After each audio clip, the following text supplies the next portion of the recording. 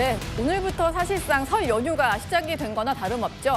지방선거가 아무래도 설 연휴 밥상 화두로 떠오를 것 같은데요. 국민의힘에서는 전통적인 지지 기반인 TK 지지율을 우려하는 목소리가 나오고 있습니다.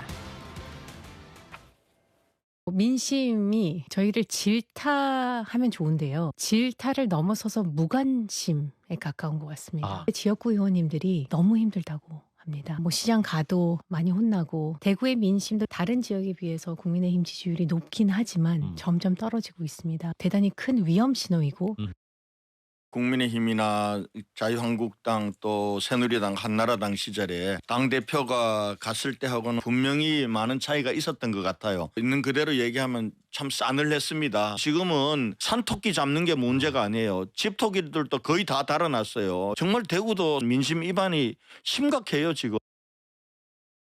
권영진 의원이 대구시장도 지냈고 지금 지역구가 대구니까 권영진 의원이 저렇게 말할 정도면 대구 민심이 좀 심각하긴 한 모양인데요. 오늘 갤럽 여론조사가 나왔습니다.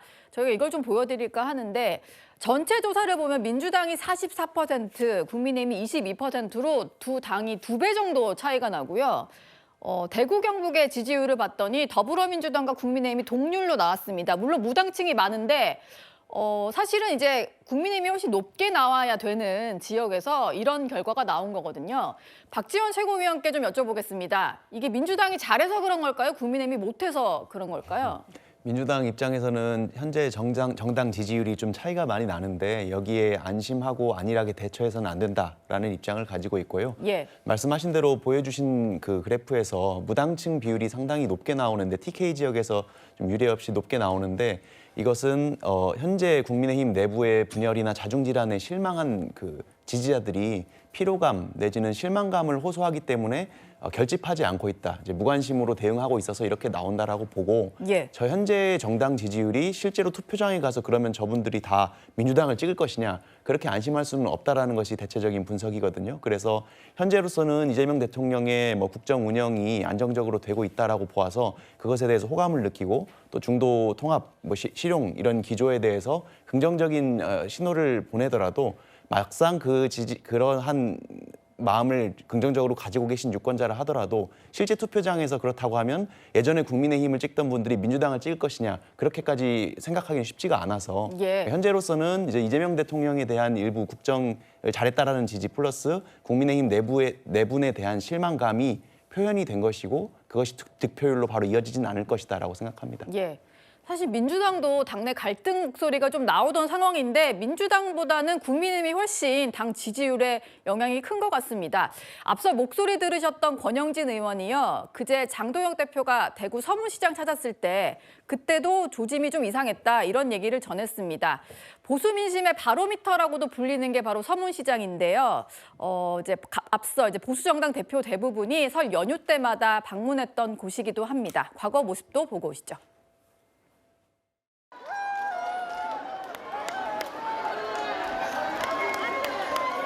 근데 다단체도 지금 못 넘어도 저거